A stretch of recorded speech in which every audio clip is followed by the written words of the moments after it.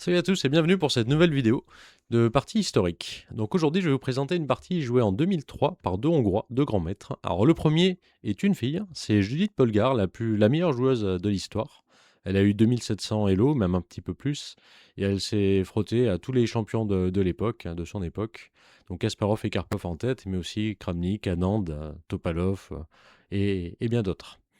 Celui qui a les noirs est un jeune grand maître, en tout cas à l'époque, qui s'appelle Ferenc Berkes, qui est autour de 2600 Elo, hein. Donc Judith est une joueuse d'attaque. Elle a fait beaucoup de parties spectaculaires. Et dans cette partie, vous allez voir qu'il va y avoir une certaine conception dans l'attaque qui va vraiment être sympa. Et il y aura aussi un petit peu de tactique.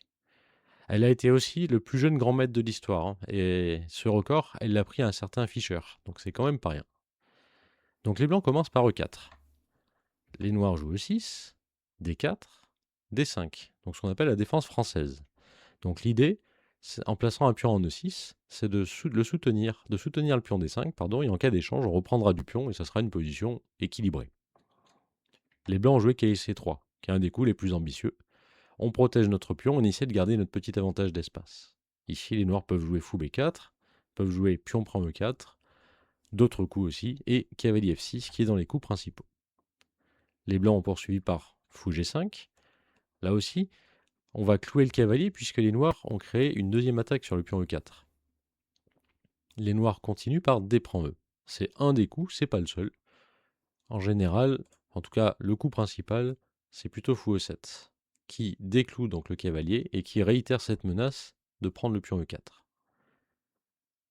Donc place à la partie, donc Berkas a joué pion prend E4, cavalier prend E4 et fou E7.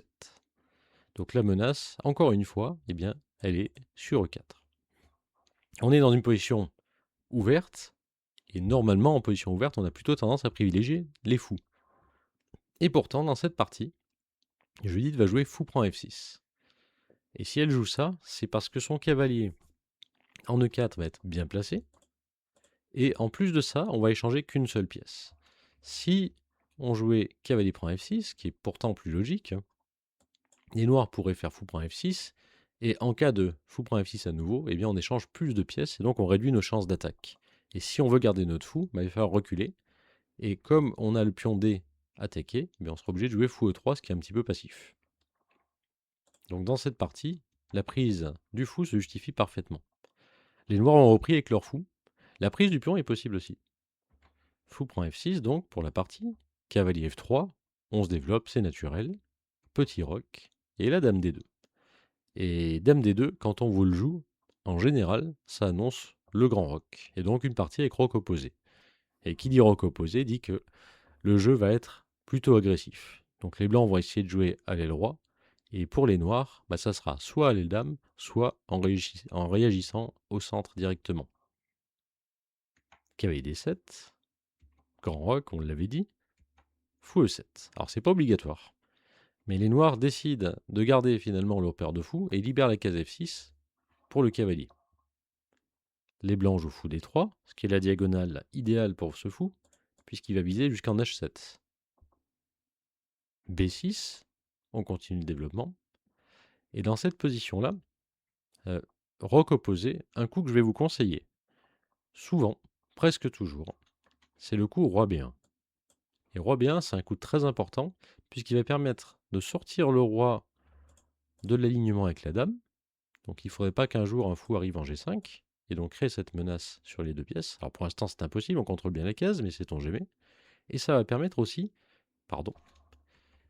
de garder la défense des trois pions.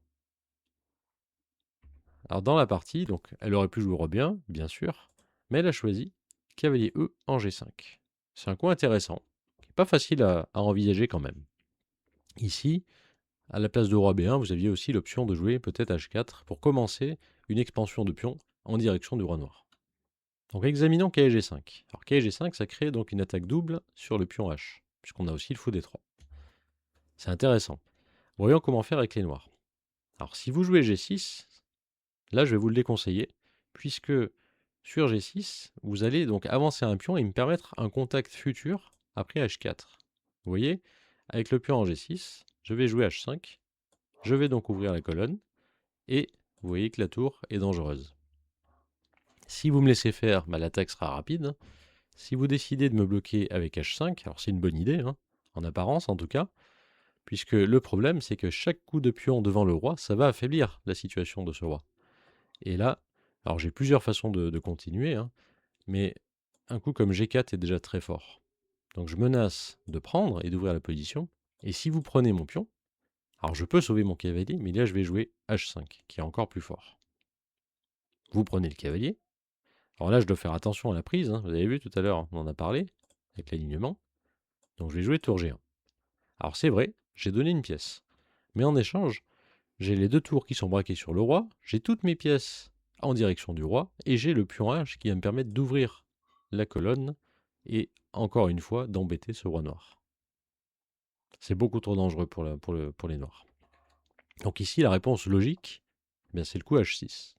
Et là, c'est une erreur fréquente chez les débutants, qui vont jouer cavalier G5, et sur H6, ils vont se rendre compte qu'il n'y a rien de spécial, et ils vont devoir repartir. Et là, c'est une perte de temps importante. Mais ici, on n'est pas en présence de débutants, loin de là, et les Blancs avaient une idée. Ils avaient évidemment envisagé H6, et leur idée, c'était de jouer fou H7 échec. Donc le roi doit se décaler, et alors on n'a pas mis le fou en H7 pour rien. En apparence, ça paraît très mauvais, puisqu'on a toujours le cavalier qui est attaqué, et maintenant ce cavalier est censé rester, puisqu'il doit défendre le fou, qui est attaqué par le roi. Mais ici, fou H7, ce n'était qu'un coup intermédiaire. L'idée du fou, c'est d'aller plutôt en E4, et c'est la partie. Alors vous allez me dire, on aurait pu jouer fou E4 d'abord.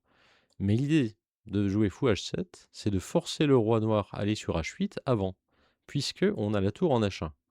Et donc si on parvenait à un moment donné à ouvrir la colonne H, eh bien ça pourrait être plus embêtant pour le roi. Alors là, la bonne solution, c'est de sauver la tour. Bon, c'est logique. Tour B8. Mais ce n'est pas la partie.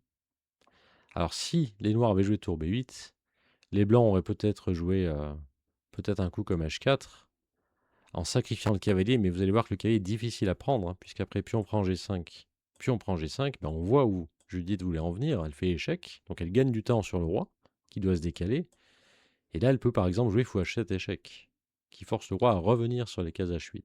Alors il est bien sûr possible de répéter les coups et de faire match nul, avec par exemple fou G6, mais ici les blancs ont une position qui est bien supérieure. Donc on va continuer par dame F4, amener la dame sur la colonne H, et après quand on enlèvera le fou, là ça sera plus la même puisque la dame va pouvoir venir mater. Donc ça c'était une possibilité. Donc sur tour B8, H4, les noirs auraient dû continuer en développant le fou par exemple, fou B7 ou fou A6. Et la partie est encore compliquée. Mais à la place, Berkes, donc le joueur avec les noirs, a tenté quelque chose de plus tactique. Il a décidé de donner sa tour en échange de la prise du cavalier. Et son idée est pas mal, vous allez voir, parce qu'en cas de fou prend tour, donc les blancs ont gagné une qualité, donc une tour contre une pièce mineure. Ici, la réponse noire, c'est G4. Et G4, c'est extrêmement fort puisque ça attaque le cavalier, mais le cavalier ne peut pas bouger. Puisque si vous l'enlevez, imaginons en E5 ou en E1, et bien là, je vais jouer fou G5. Attaque la dame, qui ne peut pas être sauvée puisque le roi est derrière. Souvenez-vous tout à l'heure, quand j'ai insisté un petit peu sur le coup roi B1. Là, on a la parfaite illustration. Et si les blancs tentent de bloquer la diagonale avec F4, n'oubliez pas la prise en passant. Donc c'était toute l'idée du joueur avec les noirs. En prenant le cavalier, il savait que derrière, il allait récupérer le deuxième cavalier des blancs, au minimum, et que ça serait supérieur au sacrifice de sa tour. Mais c'est là où il s'est trompé, c'est que les blancs ont une réponse vraiment terrible ici. Je vous conseille vraiment, si vous pouvez le faire, de mettre en pause, prenez le temps, regardez bien, et puis on regarde ensemble après. Alors, si vous avez cherché, vous avez peut-être regardé le coup H4, qui est une très bonne idée, puisque si on arrive à échanger les pions, on va pouvoir faire échec et attaquer un petit peu comme tout à l'heure. Mais ici, le gros problème d'H4, c'est que les noirs vont jouer tout simplement G4. Ils vont attaquer le cavalier, et si le cavalier vient à bouger, la tour pourra être sauvée. Donc, dans cette situation, H4, ça ne fonctionne pas. Et là où Judith Polgar a été très très forte, c'est qu'elle a trouvé un coup pour faire fonctionner H4. Et ce coup, c'est le coup G4. Un coup exceptionnel, puisque les noirs viennent de gagner une pièce, Et les blancs répondent par un simple coup de pion. Mais ce coup est bien plus qu'un simple coup de pion, puisqu'il va figer le pion en G5, et donc il va nous permettre après de jouer H4 et d'ouvrir la colonne H. Donc les noirs sont autrés. Alors ils ont une pièce de plus, mais ils ont une tour en prise. Donc ils seront bien obligés de la sauver, sinon ils seront juste en infériorité matérielle. Donc tour B8 est forcé. H4, on en a parlé. Et là, deux options pour les noirs. Prendre ou laisser prendre. Si on vient prendre, on a l'impression que ça va, puisqu'on a le fou qui protège et on a aussi la dame. Mais là, les blancs peuvent jouer G5. Et on va couper cette défense. Au prochain tour, on va prendre le pion, puis ensuite amener la deuxième tour et créer des menaces de mat sur le roi noir. Donc la prise n'est pas possible. Donc deuxième option, et c'est la partie, le coup G6. En jouant G6, on bloque la diagonale du fou, et surtout on s'apprête à mettre le roi en G7 et venir défendre avec tour H8.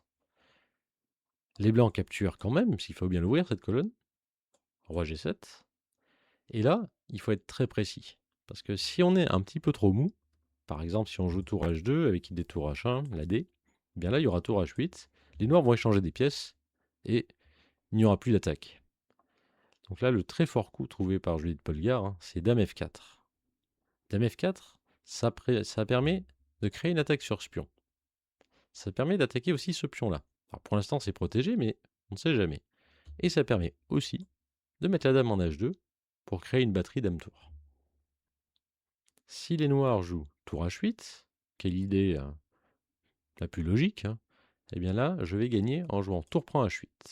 Alors je vous parlais du pion F7 en prise. Vous voyez, si je prends avec le roi, il y a dame prend F7. Donc dame prend. Et maintenant, cavalier E5. Menace, dame prend F7, échec, et mat, pardon.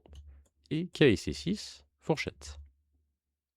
Si les noirs échangent, et bien après dame prend échec, le roi recule.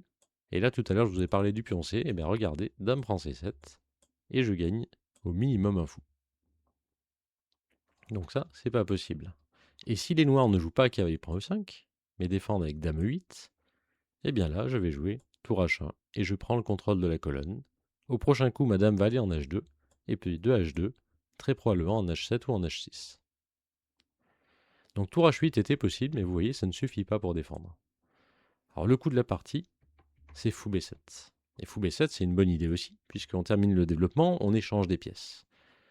Les noirs se disent que sur un coup comme dame H2, donc qui menace dame H6 ou dame H7, et bien là, on va jouer tour H8, et il n'y aura rien de spécial. Ce qui est vrai, hein. Mais là, les blancs ont trouvé un coup vraiment exceptionnel. Donc là aussi, vous pouvez mettre en pause, chercher un petit peu. Les blancs jouent et gagnent, et il n'y a qu'une seule solution. Et le coup trouvé par Judith Polgar, c'est tour H7 échec. Un très beau sacrifice de tour. Alors que je dois accepter, puisque si je recule, eh bien il y aura par exemple tour H1, et on voit que les deux tours vont s'infiltrer et vont mater le roi noir tout de suite. Donc j'accepte le sacrifice. Et là, un coup très important, dame H2 échec. Donc on va mettre la tour, on va mettre la dame, mais c'est très important de commencer par la dame, puisque si le roi va en G7, avec l'idée de jouer tour H8 et de se sauver, eh bien là on a un coup intermédiaire, on ne va pas doubler tout de suite, on va jouer dame H6. Le roi recule, et maintenant on va mettre la tour en H1, et le mat va suivre en H7 ou en H8. Donc sur dame H2, les noirs ont joué roi G8, pour éviter cet échec intermédiaire. Les blancs ont poursuivi par tour H1, donc on voit le mat arriver, mais les noirs ont encore une ressource, c'est le coup fou prend G5, échec. Avec l'idée peut-être de partir avec le roi plus tard. Cavalier prend G5, dame prend G5, et là, le coup F4.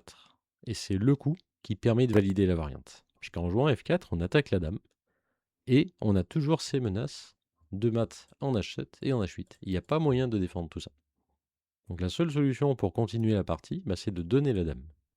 Et c'est la partie. Dame prend F4, et d'échanger les fous. Prise. Et la partie s'est arrêtée ici. Les noirs ont abandonné. Alors, c'est vrai, les blancs ont une dame, mais si on regarde de plus près, en échange, les noirs ont une tour, un cavalier et un pion. Donc, sur le papier, c'est 9 points d'un côté, 9 de l'autre. Donc, on pourrait tout à fait continuer. Si vous êtes amateur, je vous encourage clairement à la jouer. Si Berkes a abandonné, c'est parce que son roi est encore faible et il sait que la dame va s'infiltrer. Vous voyez, par exemple, si je joue dame C6, je menace déjà le cavalier et déjà le pion.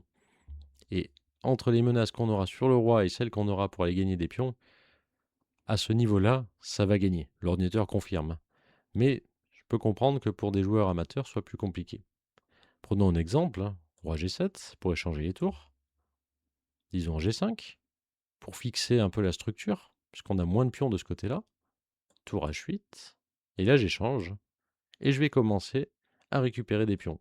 Dame C6 attaque le cavalier. Et le cavalier, vous voyez, grâce à mon petit coup de G5, il n'a pas accès à beaucoup de cases. En tout cas, pas de cases intéressantes. Donc il va devoir bouger, et je vais gagner un premier pion. J'en attaque un deuxième. S'il bouge, il y aura le pion B6 et ainsi de suite. Et une fois que je vais récupérer les pions de l'aile dame, bah, j'aurai plus qu'à pousser mon pion A jusqu'au bout. Et ça va gagner sans problème.